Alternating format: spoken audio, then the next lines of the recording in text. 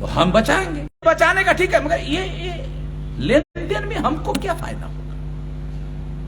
तो कांग्रेस ने कहा ठीक है, 2014 का चुनाव तुम जीत लो, सरकार हमारी है, तुम्हारा चुनाव जितवा देते हैं। प्रधानमंत्री मनमोहन सिंह है और तुम्हारी सरकार जितवा, तेरी भी चुप, मेरी भी चुप, चिड़ी चुप, दोनों के दोनों साले चुप। 2014 का चुनाव,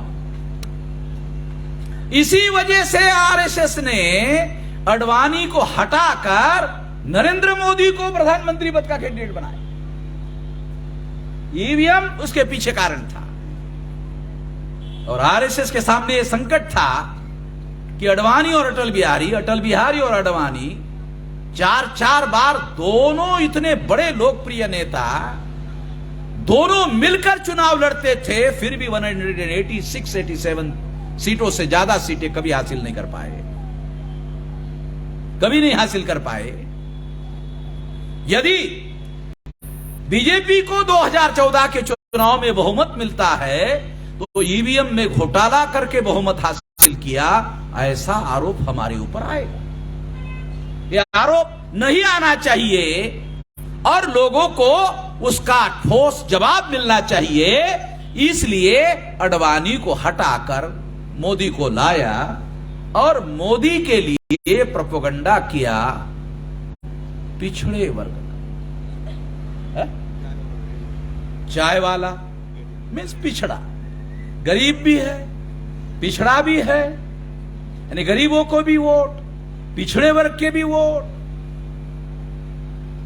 इस वजह से बहुमत मिला चुनाव के बाद, ऐसा कह सकते हैं। ऐसा ही हुआ। 293 सीटें, पहली बार 293 सीटें बीजेपी को मिली और सारे देश के मीडिया वालों ने बताया मोदी जी पिछड़े वर्ग के होने की वजह से 52% वालों को लगा कि उनका आदमी प्रधानमंत्री बन रहा है, तो झोली भर भर के वोट दिया। अब किसी मीडिया वाले ने देखा नहीं झोली भर भर के दिया कि नहीं दिया, देखा नहीं, मगर लिखा झोली भर भर के दिया। इस वजह से 293 सीटें चुनकर आई। ऐसा कहने का मौका ये आरएसएस के मैनेजमेंट का मामला था और ईवीएम के तरफ लोगों का ध्यान ना जाए, उसको रोका जाए, इसलिए अडवाणी को हटाकर मोदी को लाया गया ताकि ईवीएम के गड़बड़ी पर से पर्दा हटाया जा सके। तो इस तरह से यह काम किया गया। अहम बात आपको बताना चाहता हूं, 2014 के चुनाव में चुनाव आयोग ने पेपर ट्रेल मशीन लगाया ही नहीं। 2019 के चुनाव में वामन मेश्राम के केस का जजमेंट की वजह से 13 लाख मशीनें पेपर ट्रेल लगानी पड़ी। मगर कांग्रेस के लोग, बीजेपी के लोग कांग्रेस के पास गए और कहा कि इसमें पेपर ट्रेल मशीन आ गया है, घोटाला पकड़ा जाएगा, तो हमारी मदद करो। कांग्रेस ने कहा सरकार आपकी है, आपको कौन रोक सकता है? कहा कि नहीं, वामन मेश्राम की टांग लगी हुई भाई, वो टांग बहुत मजबूत है, ये छोटा मोटा टांग नहीं है, जो सारे देश भर में गांधी जी के पुतले लगे हुए ना, वहां बड़ी बड़ी लंबी लंबी टांगे दिखाई देती ना, वो लंबी लंबी तो है मगर मजबूत नहीं। वामन मेश्राम की जो टांग है ये मजबूत टांग लगी हुई है, ये नहीं रोका जा सकता। और आपकी इसमें मदद लगेगी क्योंकि 2 बार आपका घोटाले पर हमने पर्दा डाला, आपको मदद करना होगा। तो कांग्रेस ने कहा ठीक है। फरवरी 2019 को, ध्यान रखना, फरवरी 2019 को कांग्रेस का वकील अभिषेक मनु संघवी, अभी आजकल अभिषेक मनु संघवी आज भी कोर्ट में था शिवसेना के समर्थन में, आप लोग ध्यान नहीं रखते हो, आज शिवसेना के केस में अभिषेक मनु संघवी उधर सुप्रीम कोर्ट में थे। तो अभिषेक मनु सिंघवी फरवरी 2019 को वोटिंग होने के 3 महीने पहले सुप्रीम कोर्ट गए।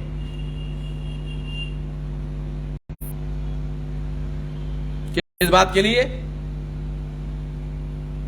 ये जो पेपर ट्रेल मशीन है, सुप्रीम कोर्ट ने रिकाउंटिंग का ऑर्डर दिया, रिकाउंटिंग में ईवीएम का घोटाला पकड़ा जाएगा, इसलिए रिकाउंटिंग में समय बर्बाद होगा, ज्यादा समय लगेगा, इसके लिए मिलान करने का काम होना चाहिए। और मिलान कितना होना चाहिए? अंग्रेजी में कहा मैचिंग, हिंदी में मिलान। 50% मिलान होना चाहिए। मेरा ऑर्डर क्या कह रहा है? 100% होगा, रिकाउंटिंग होगा। कांग्रेस वाला क्या कह रहे हैं? 50% हमारी मांग है। हमारे लोगों ने कहा अरे 100% है, अबे 100% है रिकाउंटिंग, तू 50% की मांग कर रहा, पहले से 100% है। रिकाउंटिंग में घोटाला पकड़ा जाएगा, तू 50 की मांग क्यों कर रहा है कांग्रेस की तरफ से? अब वो तो बीजेपी को मदद करने के लिए कर रहा है, आरएसएस को मदद करने के लिए कर रहा है, ये तो लोगों को पता है नहीं। और इस तरह से 8 अप्रैल 2019 को रिजल्ट आने के पहले सुप्रीम कोर्ट ने निर्णय दिया 1% मिलान हो, 50% डिमांड किया। अब आपस में मेल जोल है। Justice Gogoi, justice Gogoi, justice retired हो गए, जस्टिस गोगोई चीफ जस्टिस था। जस्टिस गोगोई ने निर्णय दिया। निर्णय देने के पहले जस्टिस गोगोई पर एक औरत ने आरोप लगाया कि इसने मेरा चरित्र हनन किया। 7 जज की बेंच बैठी और जस्टिस गोगोई को निर्दोष छोड़ दिया। नहीं, गलत है, ये औरत का आरोप गलत है। उस 7 जज के बेंच का हेड था जस्टिस बोबड़े, जो बाद में चीफ जस्टिस रिटायर हो गया। और जस्टिस बोबड़े कौन है? तो जस्टिस बोबड़े का दादा आरएसएस के वकीलों के संगठन का संस्थापक अध्यक्ष। कुछ लोगों ने पूछा, मेश्राम जी आपको कैसा पता चलता है साला उसका दादा था, पैदा हुए थे क्या? मैं तो नहीं पैदा हुआ था। मैंने कहा बदमाशों की लगभग कुंडलियां मेरे पास है, 18 तक मैं जानता हूं, 18 तक साले खानदान जी है ना इनकी, 1 2 3 नहीं, 18 खानदान की जानकारी रखता। तो जस्टिस बोबड़े का दादा ये आरएसएस के वकीलों के संगठन का ऑल इंडिया का अध्यक्ष था, संस्थापक था। उसका पोता चीफ जस्टिस ऑफ इंडिया हो गया। उसने उस औरत को जस्टिस बोबड़े पर, जस्टिस रंजन गोगोई पर आरोप लगाया कि नहीं रंजन गोगोई निर्दोष। तो पर्दे के पीछे समझौता हो गया कि आपको निर्दोष छोड़ देते हैं, ईवीएम का आपको कर देना। कहा ठीक है। दूसरा निर्णय 7 जज के बेंच ने दिया, उस औरत की जांच करने के लिए जस्टिस पटनायक को नियुक्त किया गया कि औरत की जांच करो, इसने कैसे आरोप किया। जस्टिस पटनायक ने उस औरत को निर्दोष छोड़ दिया। जुडिशियल हिस्ट्री में, सारी दुनिया के हिस्ट्री में ऐसा कभी कोई केस नहीं है दुनिया में, दोनों निर्दोष। अरे बाप रे बाप, क्या साला चमत्कार है। ऐसा दुनिया में कहीं पर भी नहीं हुआ, दोनों निर्दोष, आरोप करने वाला भी निर्दोष, आरोपी भी निर्दोष। रिकॉर्डेड बातें बोल रहा हूं, इसलिए तो मेरे सुनते हैं बात, क्या करें, अब कुछ कर नहीं सकते। रिकॉर्ड में सारा का सारा जो मैं बोल रहा हूं रिकॉर्ड में। और बाद में जस्टिस गोगोई को राज्यसभा का आरएसएस ने मेंबर बना दिया। ये तो मालूम होगा आप लोगों को। और अभी एक मुस्लिम जज है जिसने बाबरी मस्जिद पर निर्णय देने में बड़ा रोल प्ले किया, उसको गवर्नर बना दिया।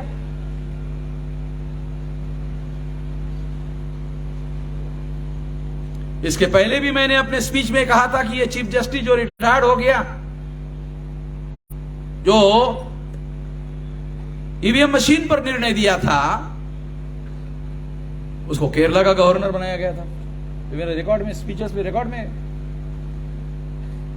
और मैंने ये कहा था कि चीफ जस्टिस रिटायर्ड को अगर ऐसा लगता है कि मैंने उनकी अवमानना की, तो मैं रिटायर्ड चीफ जस्टिस को चुनौती देता हूं कि मेरे खिलाफ कंटेम्प्ट का कोर्ट दाखिल करे, तो मैं देख लेता हूं। वो भी मेरे से पंगा नहीं लिया। मेरी ताकत क्या है? मेरी ताकत है सच्चाई। मेरी ताकत क्या है? सबूत। मैं एक तो सच्चाई के साथ बात करता हूं, सबूतों के साथ बात करता हूं, और दूसरा, अभी ये जो हमारा आदमी है बोलता कि समय खत्म हो रहा है, इसको ये मालूम नहीं कि ये मैदान में खत्म होता है, हाल के अंदर में कानून लागू नहीं है। तो मैं वकील नहीं हूं, अगर जानता हूं ना मैं, हमारे लोगों को समझ नहीं है। ये जो कानून है, ये कानून मैदान में लागू है। 10 बजे का जरा छानबीन करो तो, कोई वकीलों को पूछो तो। मैं सुप्रीम कोर्ट के लॉयर को भी मैं ही सलाह देता हूं, ये सुप्रीम कोर्ट में केस कैसे लड़ना है और उसमें ड्राफ्ट कैसे लिखना है और होना कैसे चाहिए। और शायद मैं पहला आदमी हूं, सुप्रीम कोर्ट का वकील ड्राफ्ट तैयार करता है और मेरे पास अप्रूवल के लिए भेजता है। साला दुनिया में पहली बार ही ऐसा हो रहा होगा कि सुप्रीम कोर्ट का वकील ड्राफ्ट तैयार करता है और मैं वकालत की, मेरे पास कोई डिग्री नहीं है, मेरे अप्रूवल के लिए भेजता है। और मेरे अप्रूवल के बगैर मेरी कोई केस सुप्रीम कोर्ट में डाली नहीं जाती। और फिर मैं बताता हूं वाह क्या एडिशन करना है, क्या डिलीशन करना है। फिर वो पूछता है, अरे आपको ये कैसे समझ में आता है? अब आता है, छोड़ो झंझट खड़ा। और मुझे क्यों समझ में आता है? ये सुप्रीम कोर्ट और हाई कोर्टों के वकीलों से चर्चा, सलाह मशवरे से ही मुझे वकालत समझ में आ गई, उनसे ज्यादा। क्यों? The application of brain, the difference between brain and the application of brain, ये अलग चीज है। एप्लीकेशन ऑफ ब्रेन अलग चीज है। ब्रेन होना और एप्लीकेशन ऑफ ब्रेन होना दो अलग अलग बातें हैं, एक नहीं है। दिमाग का उपयोग कैसे करना है, कब करना है, कौन से समय में करना है, ये मैं जानता हूं। अभी करके दिखाया ना, है दिखा? ये ग्राउंड के लिए 10 बजे का समय है। ये तो प्राइवेट प्रॉपर्टी है। प्राइवेट प्रॉपर्टी में 12 बजे तक ढोल धमाका बजाकर हमारे लोग शादी लगाते रहते हैं। अरे क्या तुम लोगों को,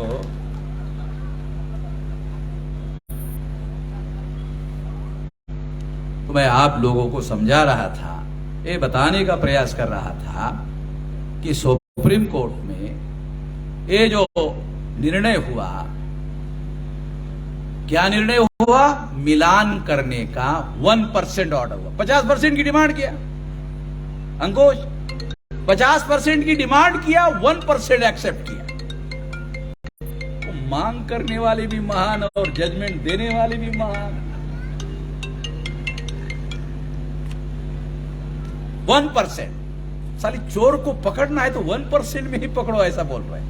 तो मैं तो कहता हूं चले 1%, क्योंकि इतने मतलब डाका डालने वालों को 1% से भी पकड़ा जा सकता है, तो डाका डाल रहे। इसलिए ईवीएम को 2019 के सितंबर माह में डिस्ट्रॉय कर दिया। हम लोग को मालूम नहीं होगा, सितंबर माह 2019 में डिस्ट्रॉय कर दिया स्लिप को, पेपर ट्रेल मशीन के स्लिप को डिस्ट्रॉय कर दिया। पूछा गया कितने दिन रखने का कानून है? का साल भर का है। 6 महीने में डिस्ट्रॉय क्यों किया? कोई जवाब है? समझ में आए? डिस्ट्रॉय क्यों किया? क्योंकि स्लिप में एविडेंस है चुनाव आयोग के कमिश्नरों को देशद्रोह में फांसी पर चढ़ाया जा सकता है। सामान्य बात थोड़ी है। 140 करोड़ जनसंख्या के लोगों के लोकतंत्र के साथ इस तरह की बात करना, इतना भयंकर काम करना, ये देशद्रोह। कम से कम 140 बार फांसी लगानी पड़ेगी साले। एक बार मरने के बाद दोबारा फिर 140 बार। इतना भयंकर अपराध है। अपराध की लिमिट होगी। तो मैं आप लोगों को जो बात समझाना चाहता हूं कि पहले मशीन नहीं लगाया पेपर ट्रेल, बाद में लगाया मेरे ऑर्डर पर, तो उसकी गिनती ना हो इसके लिए मिलान का ऑर्डर लाया कि पेपर ट्रेल की गिनती नहीं होनी चाहिए, मिलान होना चाहिए। अब देखो मिलान कैसे होता है, थोड़ा आप लोगों को बताता हूं। मिलान कैसे होता है? Main opposition party Congress, EVM की काउंटिंग हुई, 303 सीटों पर बीजेपी आगे चल रही है, 340 पर गठबंधन एनडीए आगे चल रहा है। काउंटिंग में अब जीते नहीं है बीजेपी वाले, अभी जीते नहीं है, मगर 340 में आगे चल रहे। कांग्रेस के सारे लोग उठकर चले गए, आगे चल रहे ना। कांग्रेस वाले लोगों ने असल यार रहने का क्या मतलब है? काउंटिंग में 340 जगह पर आगे है तो यहां बैठने का कोई मतलब नहीं है। दोपहर में चले गए। ठीक है,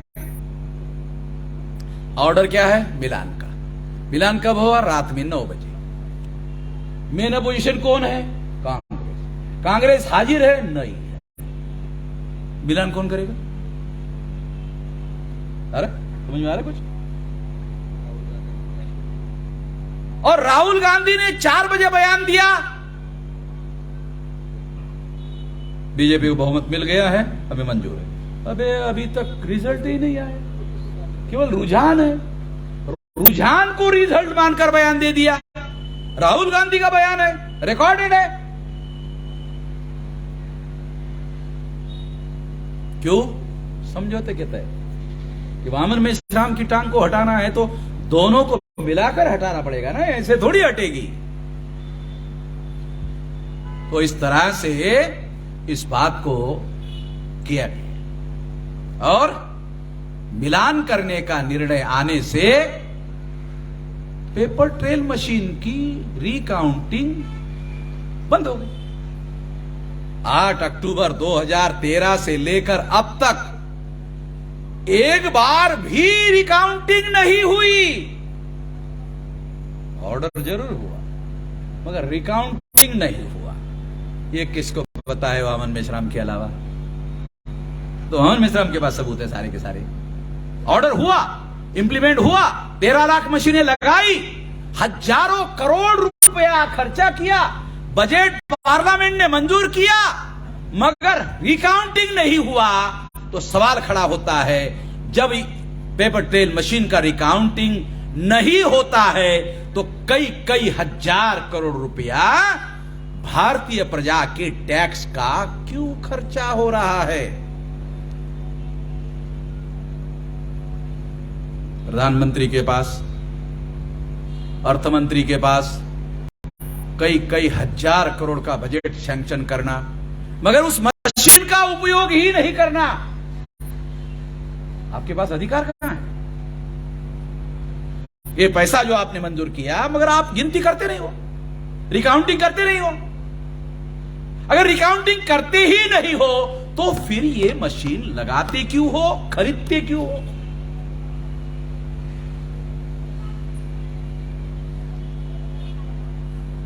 क्यों नहीं हुआ रिकाउंटिंग? क्योंकि रिकाउंटिंग में फिजिकल एविडेंस के साथ घोटाला पकड़ा जा सकता है, फिजिकल एविडेंस के साथ। और इस वजह से पेपर ट्रेल मशीन की रिकाउंटिंग नहीं की गई, आज तक नहीं। 2023 आ गया, 2024 में नरेंद्र मोदी को आरएसएस ने क्लियर झंडी दे दी कि प्रधानमंत्री पद का कैंडिडेट नरेंद्र मोदी होगा। दावे के साथ कहता हूं कि ईवीएम में अगर घोटाला करके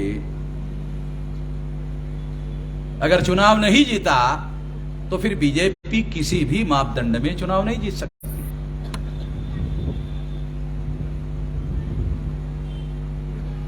चुनाव जीतने का देखो 1%, अगर 1% 30 लाख वोटर है लोकसभा में, 1% में इधर उधर हुआ 30,000, 2% में हुआ 60,000, 3% हुआ 90,000, 4% हुआ 1,20,000। बहुत ज्यादा नहीं करना पड़ता,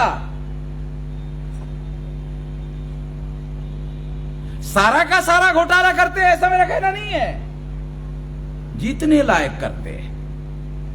रिजल्ट आने के पहले आंकड़े पता होते हैं, कौन से पार्टी को कितनी सीटें देना है और कौन से पार्टी को कौन सी सीटें कितनी हरवानी है। अपोजिशन पार्टी के लीडर को किसको हरवाना है, कौन से लीडर को हरवाना है, यह भी सेट किया जा सकता है। यानी इतना सारा सेट किया हो सकता है, केवल पार्टी नहीं, इंडिविजुअल भी टारगेट किया जा सकता है कि फला फला लीडर को चुनाव हरवाना है। राहुल गांधी को चुनाव हरवा दिया गया है, उसके बाप के जगह पर साउथ में जाके चुनाव जीता है। ये सारी बातें जो है ये ऐसे थोड़ी होता है, ये हुआ, ये रिकॉर्डेड बातें हैं, इसके आधार पर ये बातें आप लोगों को कह रहा हूं। और इस वजह से ये जो ईवीएम का घोटाला है ये पेपर ट्रेल मशीन के द्वारा इस घोटाले को पकड़ा जा सकता है। अभी मेरे पास आखिरी बात कह के समाप्त कर देता हूं। मिलिट्री के बड़े अधिकारी, मिलिट्री के अधिकारी तो आप जानते हो कितने बड़े, ब्रिगेडियर, कर्नल, कैप्टन, ऐसे बड़े बड़े अधिकारी, और पुलिस के अधिकारी, आईपीएस ऑफिसर जिन्होंने इलेक्शन कंडक्ट करवाया, आईएएस ऑफिसर, जिलाधिकारी जिन्होंने इलेक्शन कंडक्ट करवाया, 168 अधिकारियों ने चुनाव आयोग को 17 सवाल पूछे, 17 सवाल, अभी तक जवाब नहीं दिया।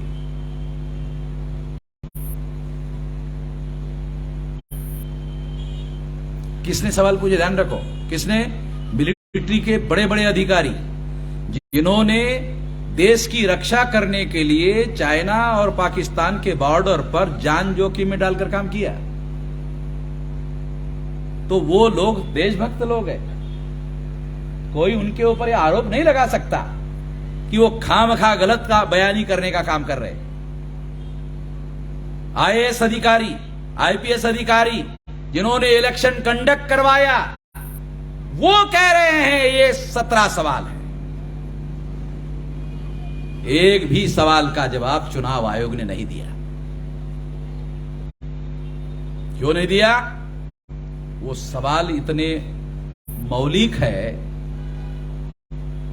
अब इस पर मुझे बहुत लंबा बोलना पड़ेगा, तो अभी वो समय नहीं है। मैं अभी लंबी परिवर्तन यात्रा निकाल रहा हूं, तो मैं बोलूंगा जरूर।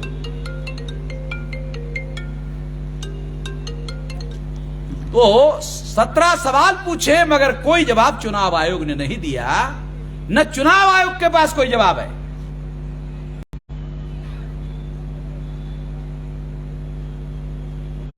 तो इसलिए ऐसी बहुत सारी बातें हैं। अभी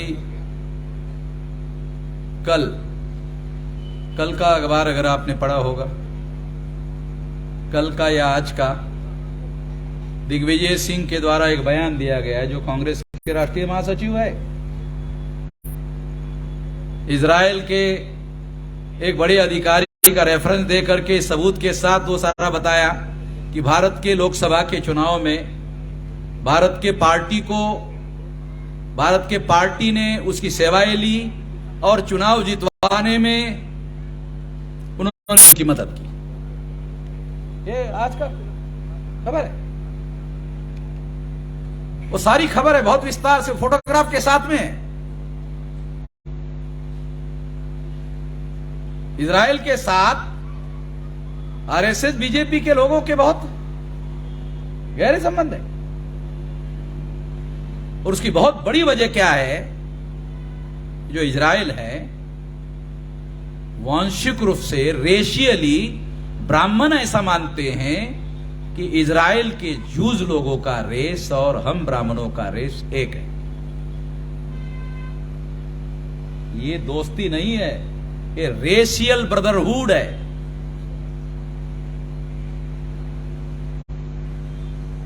तो ये ऐसा हो सकता है। आज के ही अखबार में बड़ा बयान है, दिग्विजय सिंह का बड़ा बयान है। तो मेरा दिग्विजय सिंह को यह कहना है कि भाई ये जो देश संकट में गया तो तुम लोग भी जिम्मेदार हो। ईमानदारी से एक बार कबूल कर लो। भारत की प्रजा का हृदय बहुत बड़ा है, तुम कबूल कर लो कि ये सारा हम लोगों ने भारत के प्रजा के मत्थे पर मारा ईवीएम, इस वजह से ऐसा हुआ। कबूल कर लो और भारत की प्रजा आप लोगों को माफ कर देगी और मैदान में उतरो इसके विरोध में। अगर तुम एडमिट नहीं करते हो तो तुम्हारी बातों पर यकीन नहीं किया जाएगा, कोई विश्वास नहीं करेगा। ये मैं पब्लिक में क्यों बोल रहा हूं? जाएगा ना, कांग्रेस वाले तो मेरी सुनते ही है, आरएसएस वाले पहले नंबर पर सुनते हैं, दूसरे नंबर पर कांग्रेस वाले सुनते हैं।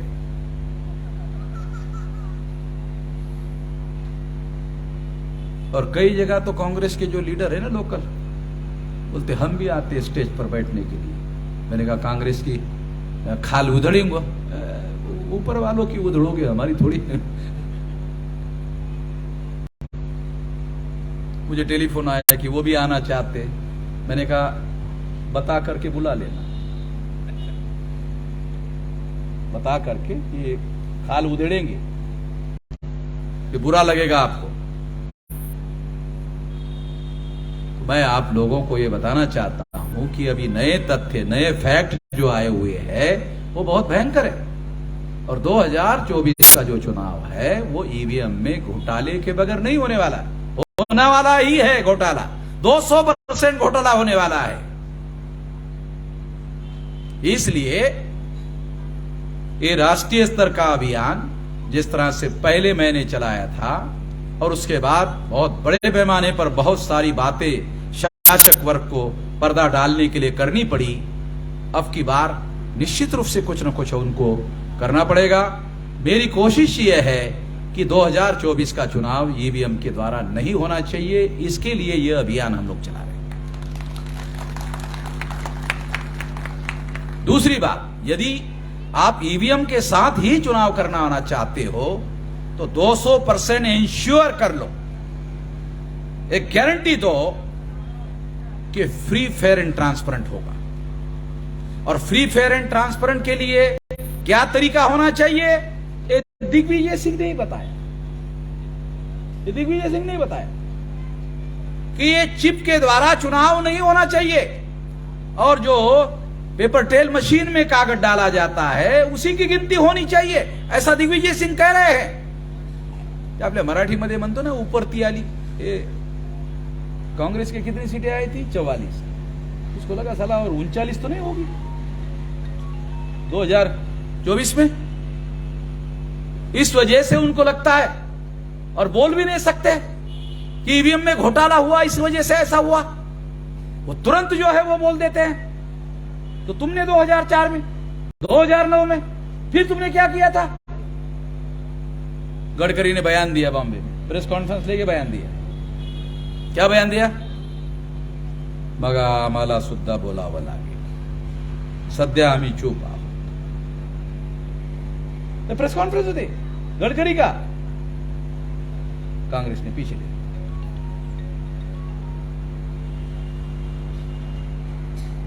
तो ये बात जो है हम लोगों को समझना होगा, जानना होगा.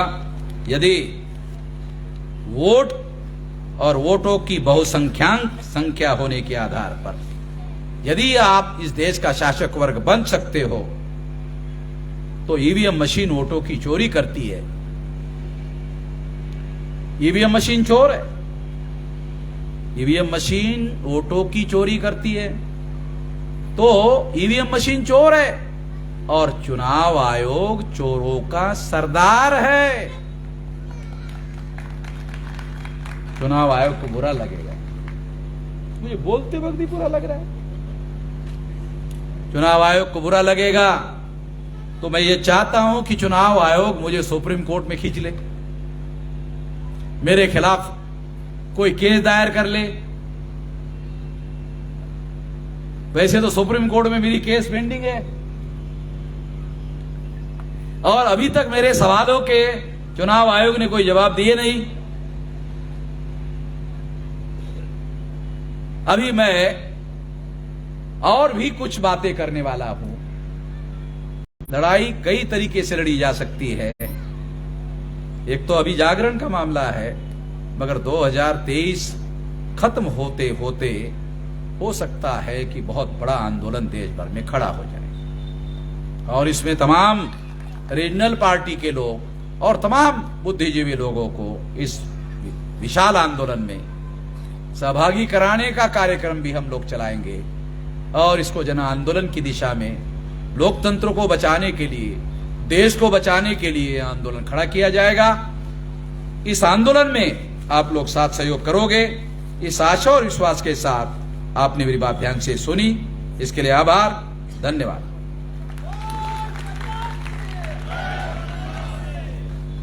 इक्कीस मिनट मैंने ज्यादा बोला सुप्रीम कोर्ट के ऑर्डर के है ना, ध्यान रखना आगे के लिए.